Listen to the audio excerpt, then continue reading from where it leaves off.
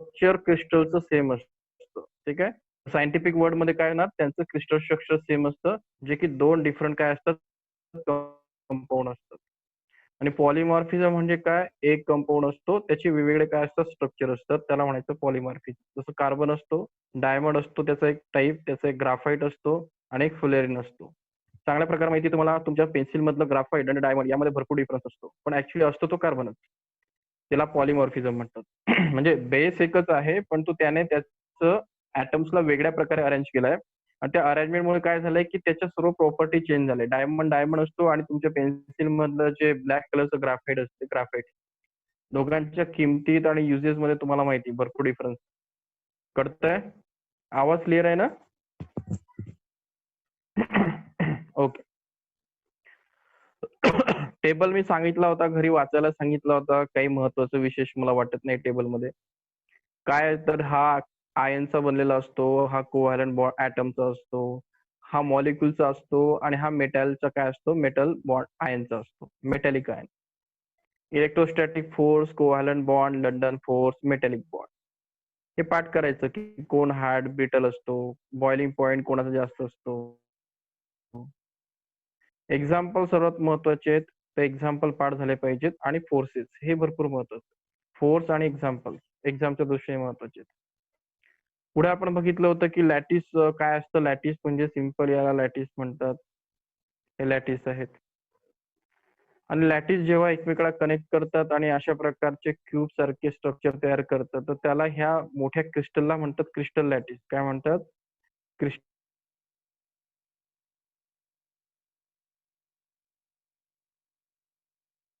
Cube मधला छोटासा cube काढायचा आणि त्याला म्हणायचं युनिट सेल. तर युनिट सेल पेपर मध्ये विचारला गेला आहे, the smallest repeating structural unit of the crystalline solid.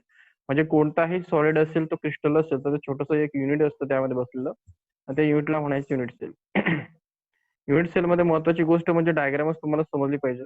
Diagram एकदम सिंपल आहे, काही डोक्याला ताप घेण्याचं काही कारण नाही. क्यूब प्रत्येकाने बघितला असतो. तर हा क्युबिकल युनिट सेल आहे. त्यामध्ये त्याच्या तीन साईड असतात, ही A side, he B C side आणि बी साईड. साईड्स मध्ये तुम्हाला अँगल दिसते, ते 90 डिग्रीचे अँगल आहेत. त्याच्यामुळे अल्टा आणि गॅमा हे सर्व 90 मध्ये आहे. कुणाला समजत नाही काय म्हणतो 90 डिग्री समजतं प्रत्येकाला. हे किती अँगल मध्ये आहेत? सर्व 90 डिग्री मध्ये. तर याला म्हणायचं युनिट सेल. पुढचा टॉपिक महत्वाचा आहे, जो आता आपण एंटर करतोय, जिथून सर्व केमिस्ट्री स्टार्ट होतं, तो म्हणजे युनिट सेलचे काही टाइप्स असतात. तर फर्स्ट टाइप आपण बघतो आहे तो म्हणजे फर्स्ट पार्ट, प्रिमिटिव्ह. प्रिमिटिव्ह म्हणजे जुना किंवा सिंपल एकदम. सिंपलला आपण प्रिमिटिव्ह म्हणतो. आणि प्रिमिटिव्ह मध्ये आपण बघतो की जो युनिट सेल असतो तो सिंपल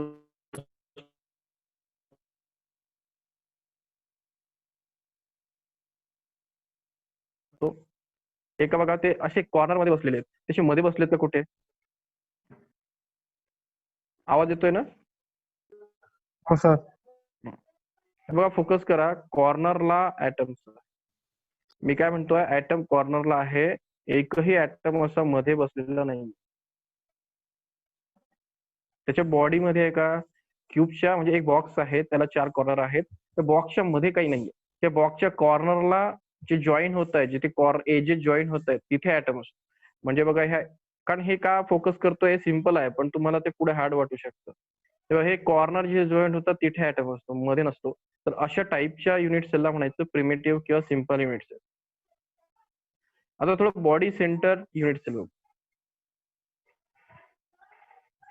बॉडी सेंटर मध्ये बघा, this is a type of cell, one constituent particle is present at the center of body. आता कॉर्नरला तर असतात, परंतु बॉडीच्या सेंटरलाही एक असतो. दिसतंय ना? One present at the center of the body. ठीक आहे. In addition with the corner. कॉर्नरला तर असतोच, परंतु सेंटरलाही असतो, म्हणजे इथे.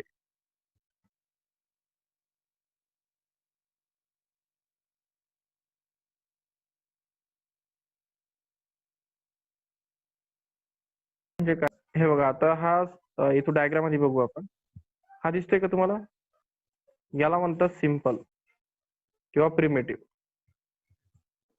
आता बॉडी सेंटर आहे. काय फरक आहे दोघांमध्ये? या दोघांमध्ये काही फरक दिसतोय तुम्हाला?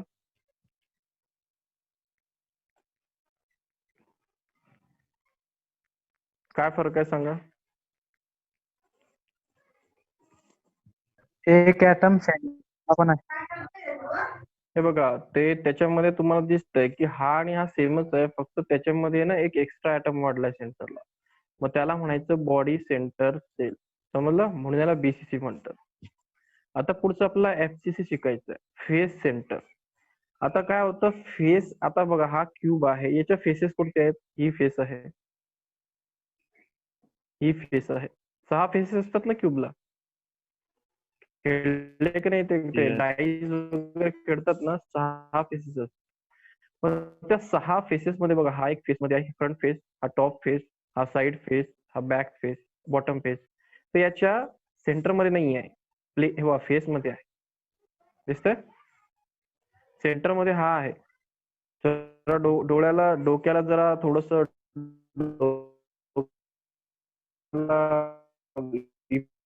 इमॅजिन की एक क्यूब आहे, मग तुम्हाला क्यूबच्या मध्ये बघायचं आपल्याला, त्याला दिसतं की एक मध्ये बसलाय. आता एफसीसी ला कसं विचार कर, हॅपॅटिस माहिती आहे का? हे बघा हा क्यूब आहे, डायग्रामच काढतो. आहे का क्यूब सांगा आधी? क्यूब आहे ना? यस. आता या क्यूब मध्ये मला सांगा, मला जर तिथे बॉडी सेंटर, मला जर हा काढायचा आहे, फेस सेंटर काढायचा आहे, तर मी काय करणार बघा. सॉरी, गेला का तो? ठीक आहे. हा क्यूब आहे. क्यूबच्या कॉर्नरचे सोडा, आता ते कॉर्नरच्या दिसते, कॉर्नरचा प्रॉब्लेम नाहीये. याच्यामध्ये जो ऍटम बसलेला असतो त्याला बॉडी सेंटर जो तुम्हाला इथे दिसतो, की त्याच्या बॉडीमध्ये नाही. आता मला सांगा, हा एक सरफेस आहे की नाही बॉक्सचा, आणि हा एक सरफेस आहे, आणि हा एक सरफेस आहे.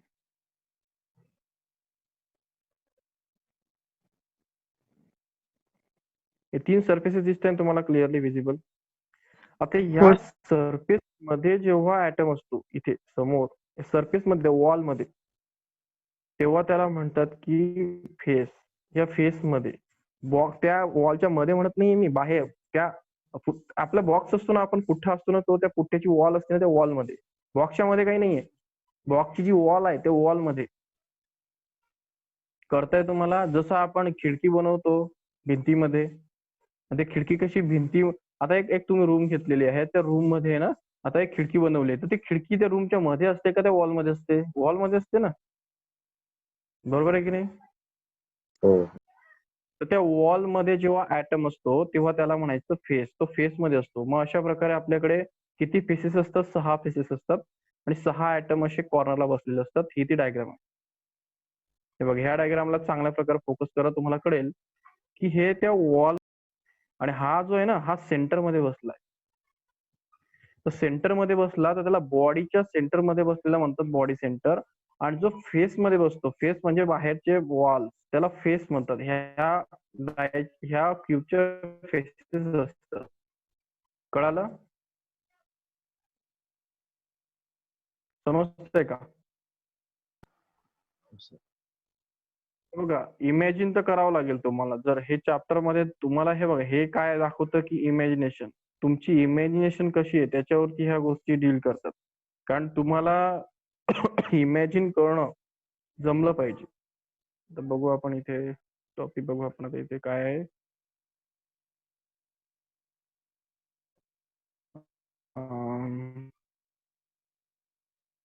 एससी, बीसीसी,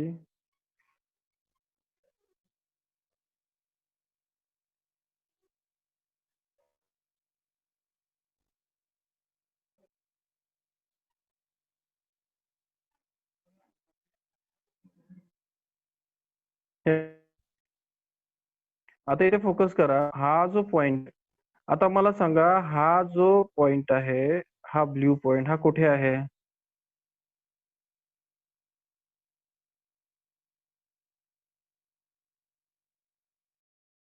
समजलं? फेस नाही समजलं. या तिघांमधला फरक सर आम्हाला समजत नाही, असं कोणी आहे का? यस आन्सर पाहिजे मला, म्हणजे मला कळत नाहीये की तुम्हाला समजतंय किंवा नाही, म्हणजे मला माझी स्पीड घेता समजलं सर. येते. समजलं सर. आता बघा त्याच्या वरच्या डायग्रामला बघा, आता ह्या कॉर्नर वरती जो ऍटम चिटकवतो ते ऍक्च्युली असं दिसत नाही, ते असं दिसतं बघा. थोडं इमॅजिन करायला शिका. आता तुम्हाला ह्या पार्ट्स मध्ये इमॅजिनेशन करायचंय, तर तुम्ही कॉर्नरला एक एक ऍटम ठेवा बघा, तो वरच्या सारखा दिसेल. ठेवून बघा, 4 ऍटम घ्या, 4 नाही किती 8 घ्यावं लागतील. टॉपला 3, बॉटमला 4, टॉपला 4, बॉटमला 4. हे असे कॉर्नर चिटकवल्यावरती बघा ते असे दिसतात. ऍक्च्युली दिसतंय ना, इमॅजिन होतंय ना ते कसं दिसतं ऍक्च्युअल? ते ऍक्च्युअल असं दिसतं बघा. हे ऍटम जेव्हा तुम्ही अशा प्रकारे ठेवता क्यूब सारखे, ते असे दिसतात. पण आपल्याला काय करायचंय, हे अशा बाहेरची जागा पाहिजे आपल्याला, फक्त क्यूब कट करायचं. जर याला जर आपण कट केलं ना क्यूब सारखं, तर बघा त्याचा बाहेरचा पोर्शन कट होतो असं. समजतंय? आपण असे कॉर्नर वरती क्यूबच्या ठेवलेत, ते असं तयार होणार. पण तो आपल्याला ह्या क्यूबच्या बाहेरचा पोर्शन नकोय, असं बाहेर. तर आपण काय करणार, कट करणार आपल्या क्यूब सारखं, आणि हा पोर्शन कट होऊन असं दिसणार. दिसणार का? या वरच्या पोर्शनला क्यूब मध्ये कट केलं तो दिसणार ना? दिसणार का? किंवा याच्यामध्ये असं काही मोठ्या नॉलेजची गरज नाहीये की सर आम्हाला 12वीत आम्ही 10वी याचं काही नॉलेजची गरज नसते. हे जस्ट इथलं नॉलेज आहे. एक 4 तुमच्याकडे 8 पॉइंट्स आहेत, ते तुम्ही एकत्र आणले. जसे ते मॅग्नेट असतात ना, तुमच्याकडे मॅग्नेटचे 4 बबल दिलेत ना, तुम्ही जर त्यांना जवळ आणले ना, तर ते असे एकमेकाला अटॅच करतील क्यूब मध्ये. पण आपल्याला असा क्यूब नकोय, आपल्याला एक्झॅक्ट क्यूब पाहिजे. तर त्याला आपण असं सेंटर पासून कट करू, तर ते असं दिसेल, कट सेक्शन असं दिसेल. आपल्याला क्यूबच्या मधला पार्ट पाहिजे, बाहेरचा नको. मग तो एवढाच दिसेल ना. बाहेरचा पोर्शन कट करून टाका. केला तर तुम्हाला ते असं दिसतं. ऍक्च्युली ते मेटल असं असतं. आता मेटलमध्ये ना थोडी गॅप असते बघा इथे. आता हा जो आहे याच्या सेंटरला एक टाका, दिसतोय ना, आणि मग बाहेरून लावा. लावलेत. थोडा तो मोठाही झालाय, आणि बघा तो कसा दिसतो. त्याचा क्यूब जर कट केला आपण असा, तर त्या सेंटर मध्ये बघा एक दिसणारच आहे ना तुम्हाला एक ऍटम. तो कशाला कट होणार आहे? बाहेरचे कट होतील, तो सेंटरचा कट होईल का? नाही होणार ना. नाही. तर याला असं प्रकारचं दिसलं की सेंटर मध्ये दिसतोय आणि बाहेरच्या एजेस कट झालेले आहे, बाहेरचा काही पोर्शन कट झालाय, पण तो प्रत्येक कॉर्नरला तर आहेच काहीतरी. तर याला म्हणायचं बीसीसी. आता एफसीसी म्हणजे काय, याच्या वॉल मध्ये ऍटम आहे बघ. वॉल मधले तर दिसतील ना अर्धे अर्धे कट झालेले. वॉल मधले आहेत ना हे. हा वॉल मधला आहे, हा वॉल मधला आहे. ते मध्ये काहीतरी घुसलेत ना थोडे. तर हे कॉर्नरचे विभाग कट झालेत आणि वॉल कट झालेत. हे बघा, वॉल कट झालाय आणि हा कॉर्नरचा कट झालाय, आणि आपल्याला असं तयार झाला होता तो बघा. हे बघा, हा हे 4 तुमचे क्यूब होता, त्याच्या बाहेरचा हा वॉल आहे. हे 4 तुमचे बाहेरचे होते बघा, हा वॉल मधला आहे. तुम्हाला जर थोडं इमेजिनेशन, हे हा मधला आहे, हा मधला आहे, हा मधला आहे, हा मधला आहे, आणि बॉटमचा आहे. बघा ते कट झालेत. हा साईडचा आहे, हा साईडचा आहे, हा टॉपचा आहे, बॉटमचा असं साईडचा. आणि कॉर्नर तर आहेच ना आपल्या आधीचे. तर हे 3 स्ट्रक्चर तुम्हाला आधी चांगले समजून घ्यावे लागतात. एकदा पुन्हा बघा आणि विचारा मला की सर काय, मला अजून याच्यात काही समजत नाही. किंवा ज्याला जमत असेल त्याने ज्याला, हे बघा, मी असं विचारण्यापेक्षा मला वाटतं की थोडं उलट विचारावं. ज्याला जमतंय त्याने यस म्हणायचं, म्हणजे मला समजेल. की ज्याला येत नाही तो मग नो म्हणाल. कोणाला येत आहे? एकदा मला आवाज प्रत्येकाची माहिती येत आहे सर. आहे. ओके. कोणाचा आवाज आहे? सर नाही थांबा जरा, मला एकदा आवाज. हे बघ, मला कोणाचा आवाज आला बघ. मला आदित्यचा आला. आदित्यचा आला मला, पुन्हा रूपश्रीचा आला, बरोबर. अजून जरा आवाज द्या बरं, एकेकाने द्या बरं. जांभरे येत आहे का? या जांभरेचा आवाज मला पाठ आहे. 2 नंबर येतोय आदित्य. सर. हा कोणाचा आवाज आहे? हा कोणाचा आवाज आहे मधला? माझा आहे खुशवंत बरं. परदेशी. ओके, खुशवंत परदेशी, करेक्ट. हा तुझा आवाज आहे का? ठीक आहे, आता तो डोक्यात बसणार. तुला माहिती का, आपला ब्रेन असतो ना, आपल्या ब्रेन मध्ये तुम्हाला इयर शिकवलं होतं मी, आठवत आहे का जांभरे? मी तुम्हाला शिकवलं होतं आपल्याकडे कॉकलिया असतो, बरोबर ना हो सर. जांभरे? आता कॉकलियाने आपला ब्रेन काय करतो आधी, की जे आवाज येतात त्याची वेगवेगळे काय करतो, कॅटेगरी करतो, सेंटर पासून तर बाहेर. सांगितलं होतं पिच नुसार. आणि तो डाटा स्टोअर करून घेतो डोक्यामध्ये. म्हणजे मी 10 वर्षांनी जर मला जांभरेचा आवाज ऐकवला तर तो स्टोअर असतो. तर आवाजावरनं तुम्हाला माहिती गोष्टी होतात. तर ठीक आहे. तर आवाज तुमचे पाठ होतील. खुशवंत परदेशीचा आवाजही डोक्यात बसलाय, रूपश्रीचाही बसला आहे, शेखरचं तर माहिती आहे. अजून कोण आहे रे? बोला. उदळीचे बोला. अजून मयूर. कोण आहे? वैभव. मयूर. तुझं नाव मयूर आहे का? हॅलो, बोल मोरे बरं. हॅलो. हो सर. हो सर. यस. तू मयूर आहे का? ठीक आहे. आला तुझं हे आवाज. चला. अजून कोण बाकी आहे उदळीचं? हो सर. नाही, मयूर झाला, शेखर झाला, परदेशी झाला, अजून एक बाकी ना. मी हा बोला, कोण आहे अजून? साहिल बाकी सर मी. हॅलो. नाही, तुझा तर पाठ आहे रे भाऊ. ज्यांचे पाठ आहे त्याचे नाही, ज्याचे पाठ करायचे त्याचे. तुझा तर वैभव पाठ राहिलाय आहे. सर. ओके. कोण आहे? हा कोण बोलला? मीच बोलतोय खुशवंत परदेशी. ओके, ठीक आहे.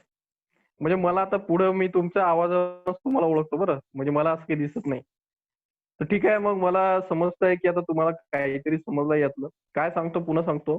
कॉर्नरला जेव्हा ऍटम असतात ते मॅग्नेट सारखे जॉईन करायचे आणि तो एक्स्ट्रा पोर्शन कट केल्यानंतर तुम्हाला ते, ठीक आहे, याला म्हणतात सिम्पल क्यूब.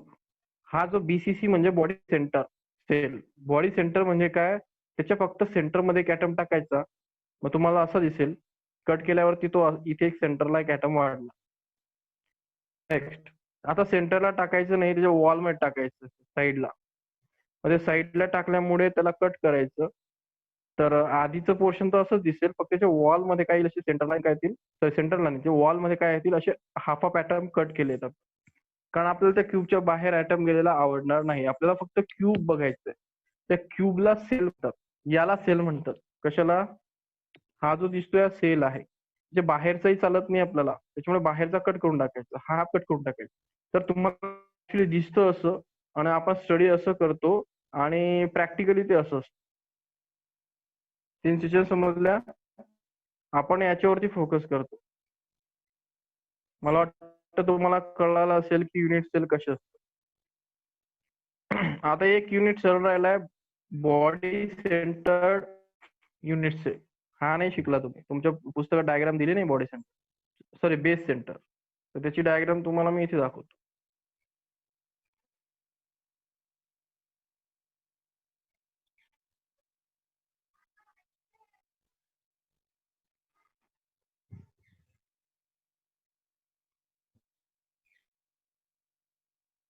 हे बघा, बेस सेंटर काय असतं थोडंसं आता एक लक्षात. बेस सेंटर कसं असतो,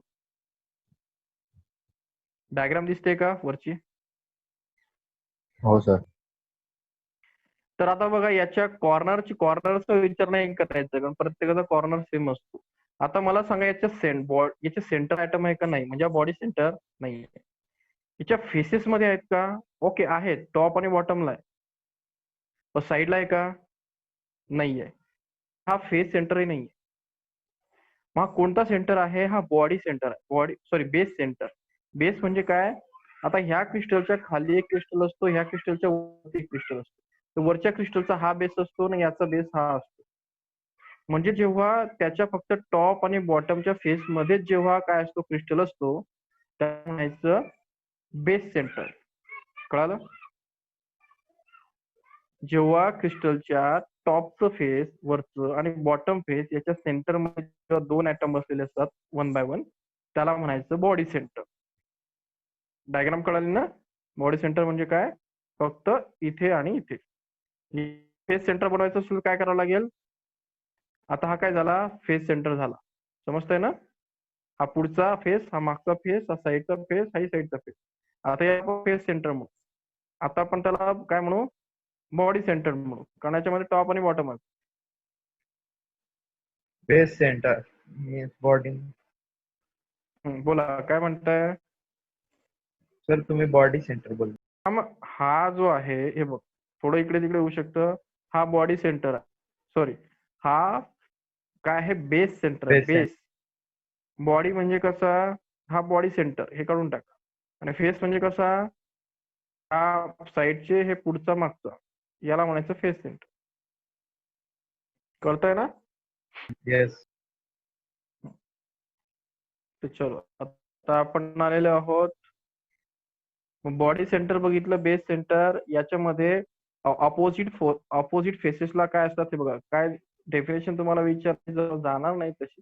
युनिट सेल मध्ये पार्टिकल्स असतात, सेंटरला असतात, पण 2 अपोजिट फेसेसला असतात. सांगितलं, वरचा फेस आणि बॉटम फेस. कळाला? सेंटरलाच असतात इथे, पण 2 असतात, टॉप आणि बॉटम अपोजिट फेसला. तर अशा प्रकारे आपले 3 फेसेस झालेले आहेत, 4. सिंपल, बॉडी, फेस आणि बेस. तर पुढे जाऊ. आता महत्वाचा पॉईंट आहे पुढे क्रिस्टल सिस्टीम. आता क्रिस्टल सिस्टीम म्हणजे काय, तर आता क्रिस्टलचे आपण टाईप बघितले. तर आजचं होमवर्क आहे तुमचं बघा, तुम्हाला क्रिस्टल टाईप जोपर्यंत समजत नाही तोपर्यंत तुम्हाला पुढच्या गोष्टी समजणार नाही. आणि माझा एक्सपिरियन्स असा आहे की जे मुलं आहेत 12 मध्ये, आताही आपले 12 मध्ये विचारा, कोणाला विचारा, पुन्हा पुन्हा 10 वेळा वाचतो हे क्रिस्टल टॉपिक, तरी त्यांना समजत नाही पुढचे पॉईंट, कारण त्याला हे समजलेलं नसतं. तर तुमचं आजचंच काम आहे की हे चांगलं डोक्यात बसवं. मी जेव्हा म्हणेल, मी काय म्हणेल पुढं, मी म्हणेल बीसीसी, तर तुम्हाला समजलं पाहिजे बीसीसी काय असतं. मी म्हणेल एफसीसी, तेव्हा तुम्हाला समजलं पाहिजे एफसीसी काय असतं. मी म्हणेल एससी, तर हे तुम्हाला समजलं पाहिजे. पुढं मी असं सांगणार नाही की बीसीसी काय, तर डोक्यात बसून घ्यायचं. आज डोक्यात बसवायचं बीसीसी कसा असतो, एफसीसी कसा असतो किंवा एससी कसा असतो. आणि जर तुम्हाला म्हटलं की बेस सेंटर कसा असतो, तर क्यूब काढायचा, त्याचा हा अपोजिट फेस आहे, हा अपोजिट फेस आहे, याचे 2 ऍटम टाकायचे, याला म्हणायचं याला म्हणायचं बेस सेंटर क्यूबिक. आजचा होमवर्क कळाला? पुढचा पॉईंट. आता आपण मेन टॉपिकला एंटर करतोय, ते क्रिस्टलच्या काही सिस्टीम्स असतात. म्हणजे एक सायंटिस्ट होता, त्याचं नाव होतं ब्राविस.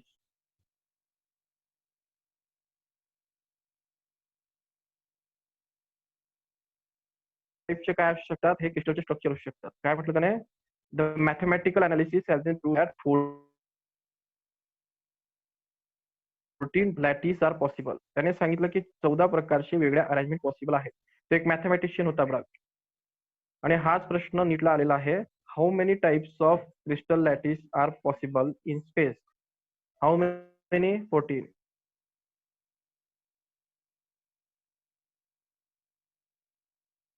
शिकवतो मी. Hello sir. हॅलो. सांग. तर असा प्रश्न आला होता का सांगू, हॅलो. किती स्ट्रक्चर तयार होतात, हाऊ मेनी, हाही प्रश्न आलेला आहे. तर किती होतात? 14.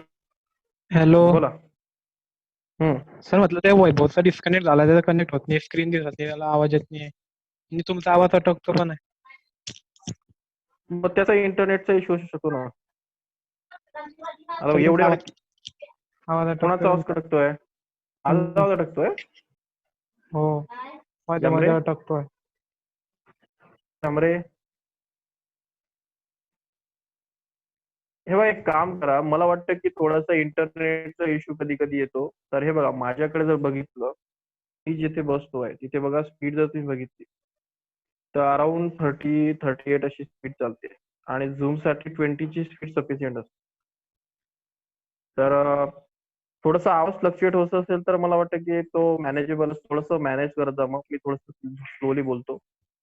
आणि असं ही रेकॉर्ड तर सिस्टीम करते, त्याच्यामुळे तो पुन्हा एकदा रिपीट करत जा, तर तो प्रॉब्लेम सॉल्व्ह होईल. ठीक आहे. हे बघा, गावाकडे असल्यामुळे, गावातून लेक्चर घेतल्यामुळे प्रॉब्लेम येतोय, शहरात घेतल्यावर तो येत नाही. बरोबर ना त्यामुळे? गावातनं लेक्चर चालू आहे त्याच्यामुळे थोडासा इश्यू होणार. तर जास्त अटकतोय का? नाही सर. नाही सर, बाय चान्स. आता येतोय. नाही सर, बाय चान्सला काही एवढं इश्यू नाही. ठीक आहे. चला पुढचा प्रश्न बघू आपण, क्रिस्टल. तर सीईटी तुम्हाला नीटचा प्रश्न सांगितलं की काय होता, की how many arrangement are possible? 14 arrange. कोणी सांगितले? ब्राविस. ब्राविस कोण होता? सायंटिस्ट होता. त्या नावावरून त्याला नाव देऊन टाकलं ब्राविस लॅटिस. लॅटिसचा अर्थ कनेक्शन बिटवीन द पॉइंट. समजतं ना lattice? Connection between different point. आणि क्रिस्टल स्ट्रक्चर म्हणजे जेव्हा ते पॉइंट क्रिस्टल तयार करतात त्याला क्रिस्टल स्ट्रक्चर म्हणतात. आता क्रिस्टल स्ट्रक्चर मध्ये छोटासा पार्ट घेतला, ब्रिक, की त्याला आपण युनिट सेल म्हणतो. होईल तुमच्या डोक्यात बसेल. सध्या प्रश्न पाठ करायचा आपल्याला की ब्राविस लॅटिस काय असतो. तर एक ब्राविस सायंटिस्ट होता, त्याने सांगितलं की हे जे क्यूब तुम्ही बनवले, तर हे क्यूब वेगवेगळ्या प्रकारे 14 टाइप्स मध्ये दिसू शकतात. तो मॅथमॅटिशियन होता. त्याने ते एबीसीडी अँगल वगैरे चेंज केलेत आणि त्याला कळालं की वेगवेगळे पॉसिबल अरेंजमेंट पॉसिबल आहेत. त्याने ते म्हणून त्याला ब्राविस लॅटिस म्हणतात. आणि हे कोणत्या बेसवरती केले त्याने, तर त्याने हे बेस केले की त्याने साईड कमी जास्त आहे एबीसीडी, ही ए साईड कमी केली, बी साईड कमी केली, त्याने अँगल चेंज करून बघितले. हे बघा असा आपला क्यूब होता, तर त्या ए बी सी ह्या लेंथ कमी जास्त केली, अँगल कमी जास्त केले आणि त्याला कळालं की 14 प्रकारची अरेंजमेंट होऊ शकते आणि हे ते प्रकार आहेत. दिसतंय? आता हा प्रकार बघा, हा क्यूब आहे का? नाहीये. हा आहे का? नाहीये. किंवा वेगवेगळे आहेत ते, दिसतंय ना तुम्हाला? वेगळे आहेत ना? तर यांना म्हणायचं वेगवेगळे स्ट्रक्चर. आता मला सांग, हा झामरे हा टॉपिक आहे ना, टेबल आहे ना आपल्याला? ओके. पण हे बघा, हा टॉपिक आहे आणि एवढा चांगला नाहीये, म्हणजे तुमच्या नवीन बुक मध्ये चांगल्या प्रकारे बनवलेला नाही, जसा की मला वाटतं की असायला पाहिजे होता. तर आपण दुसऱ्या टॉपिक वरनं शोधू त्याला, की 14 जे ब्राव्हिस लॅटिस आहेत ना, ते दुसरी डायग्राम घेतो.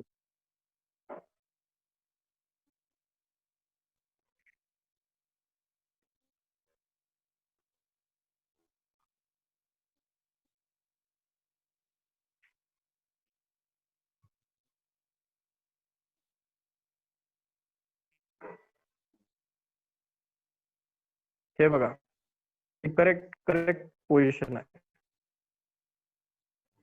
मला पेपरला असं विचारलं होतं बघ, तुम्हाला प्रश्न विचार, आता थोडी डायग्राम थोडीशी असेल तुम्हाला, पण मी तिला झूम करण्याचा प्रयत्न करतोय.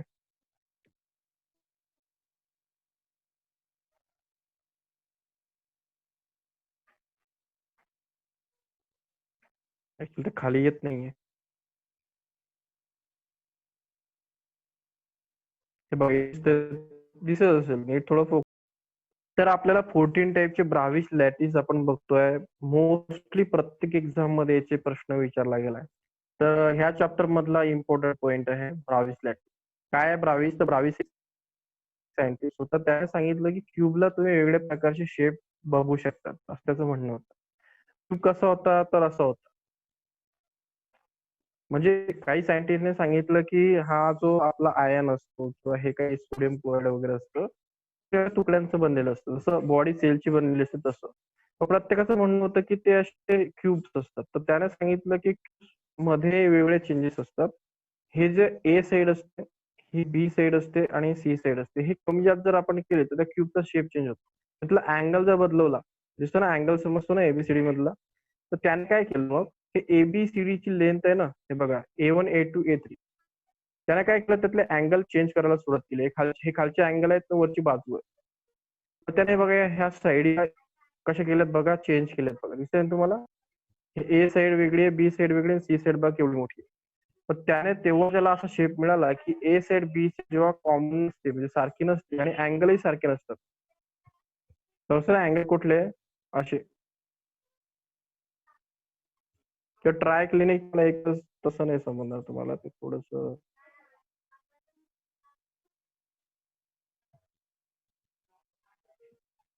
आता समजेल तुम्हाला ते.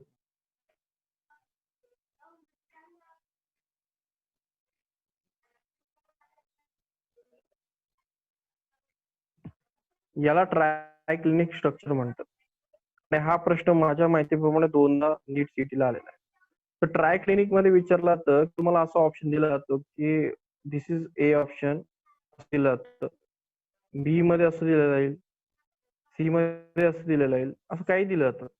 मग तुम्हाला हे आन्सर लिहायचं असतं की ट्राय क्लिनिक लॅटिस म्हणजे काय, की त्या ज्या तिन्ही फेसेस असतात, म्हणजे ए side, B side, C side, ह्या एक्झॅक्ट सेम नसतात. दिसतंय ना हा क्यूब? हे समज, हे दिसतंय का? विजिबल आहे का? हो सर. त्याच्यामधले ही ए side, B side, C side, तर त्या ए बी सी या तिघांचं बघा डायमेन्शन असतात ते एक्झॅक्ट इक्वल नसतात.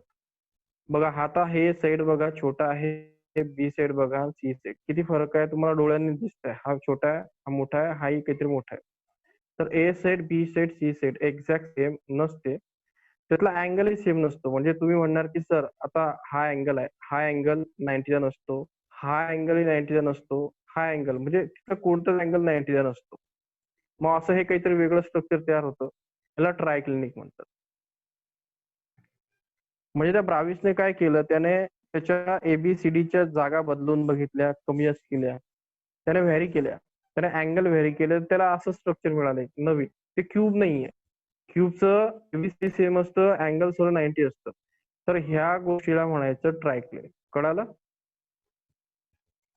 समजतंय?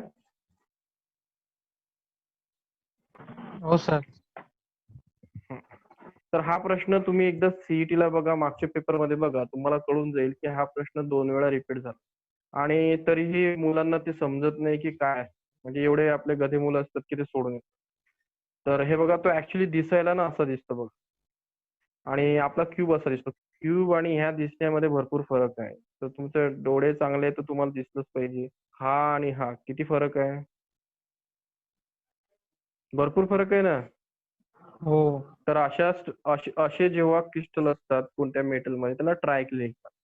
मग तिथे बोर्ड हे विचारतं, बोर्ड नाही सीईटी मोस्टली, बोर्ड तर विचारतच, सीईटी काय विचारतं की ट्रायक्लिनिकची कंडिशन सांगा. मग सांगायचं A is equal to A equal not equal to B not to C. ABCD same नसतात, त्यातले अँगलही सेम नसतात, अल्फा बीटा गॅमा, त्याला ट्रायक्लिनिक म्हणायचं. मग असे हे ब्राविसने 14 टाईप बनवले. म्हणजे तुम्हाला फक्त लर्न काय करायचं आहे, ते कंडिशन. समजतंय ना? ही कंडिशन. आता हे ट्रायक्लिनिकची कंडिशन बघा, इथे काय दिली. इथे दिलेली आहे की एबीसीडी जागा सारख्या नाही, अँगल इथे खालचे अँगल आहेत तेही सारखे. आता मोनोक्लिनिक बघा. मोनोक्लिनिक म्हणजे कसं, आता रोम्बिक वरती भरपूर विचारलाय, ऑर्थोरोम्बिक वरती. आता ऑर्थोरोम्बिक, आता ऑर्थोरोम्बिक बघू. ऍक्च्युली एवढं स्लो जात नाही आपण, पण आता कसं आहे करून टाकू. ऑर्थोरोम्बिक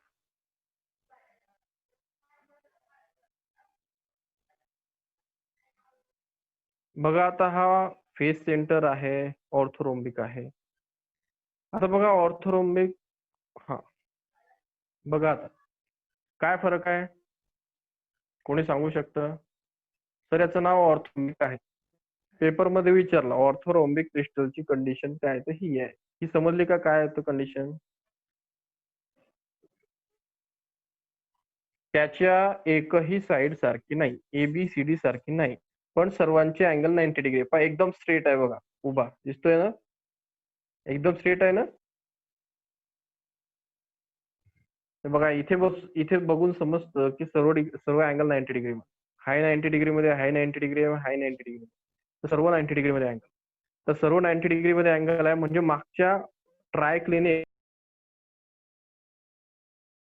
वेळेला ना हाही प्रश्न विचारलाय की रोम्बिकचं पर्याय सांगा. तर सिंपल आहे, तुमचा पर्याय काय असतं पाहिजे, रोम्बिक म्हणजे लर्न करायचं. रोम्बिक अशा प्रकारचा क्रिस्टल असतो की ज्यामध्ये त्याच्या साइड्स ह्या सेम नसतात, पण तो त्यातले अँगल काय असतात exactly alpha beta gamma same असतात. माहिती तुम्हाला, हा अल्फा असतो, हा बीटा असतो आणि हा गॅमा असतो. तर हा अल्फा 90, हा बीटा 90 आणि हा 90. समजते ना? हा अँगल, हा अँगल आणि हा अँगल 90 डिग्री, 90 डिग्री, 90 डिग्री. मग त्याला म्हणायचं अल्फा बीटा गॅमा 90. आणि ह्याच्या साईड्स आहेत, तुम्हाला डोळ्यांनी दिसतंय की एवढी साईड असायला पाहिजे होती क्यूब बनायचा होता. तर ही साईड मोठी आहे, ही साईड छोटी आहे, ही थोडी मोठी आहे. तर तिघं साईड मध्ये ए बी सी मध्ये काही रिलेशन लागत नाही. हा ए आहे, हा बी आहे आणि सी आहे. पण एबीसीडी मॅच न होणं, अँगल सेम असणं, म्हणजे क्रिस्टल कोणता असला पाहिजे, रोम्बिक. कळतंय?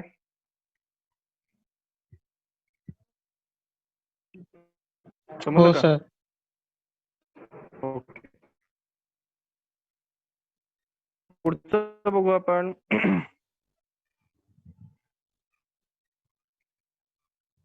एक बघू आणि थांबू मग. आता पुढचा आहे जो महत्वाचा आहे तो म्हणजे की हा आहे टेट्रागोनल. मोनोक्लिनिक, मोनोक्लिनिक बघू आपण. ट्रायक्लिनिक बघितलं आपण, आता मोनोक्लिनिक बघू. हा एक्झाम मध्ये आलेला. आणि तुम्ही बघत असाल की एकदम सिंपल आहे मोनोक्लिनिक. काय दिसतंय मोनोक्लिनिक मध्ये? मोनोक्लिनिक आहे. आता तुम्हाला लॉजिक क्लिअर झालं. A B C D match करत नाहीये. ए हा बी आणि हा सी, ही लेंथ ह्या लेंथ मॅच करत नाहीये. ही लेंथ मोठी आहे, ही छोटी आहे, मोठी आहे. मग मोनोक्लिनिक मध्ये लक्षात ठेवायचं लेंथ मॅच करत नाही. आणि अल्फा गॅमा सेम असतो पण बीटा वेगळा असतो. समजतंय? अल्फा एक अँगल कमी चेंज करायचं, एक अँगलला काय करायचं वेगळं करायचं आणि त्याला म्हणायचं दिस इज अ मोनोक्लिनिक. दिसतंय? ट्राय क्लिनिक हे बघा, ट्राय त्याच्या नावातून लक्षात ठेवा, ज्याला थोडस जास्त अभ्यास करायचा चांगला. ट्राय क्लिनिक म्हणजे काय, तिघही अँगल काय असतं सेम नसतं. मोनोक्लिनिक म्हणजे एक अँगल सेम नसतो, बाकीचे दोन सेम असतात. तर मोनोचा अर्थ असतो one angle does not match with other, आणि ट्राय असतो three angle does not match with each other. Trick समजली काय? तर मोनोक्लिनिक मध्ये मोनो म्हणजे वन, एक अँगल काय करायचं वेगळा काढायचा आणि तो बीटा असतो. आणि तुम्ही म्हणणार सर बीटा अँगल काय असतो, तर तो क्यूब मध्ये दाखवतो तुम्हाला. ठीक आहे? तर हे बघ, हा दिसतोय तुम्हाला अँगल, याला बीटा म्हणतात. बीटा अँगल दिसतोय का?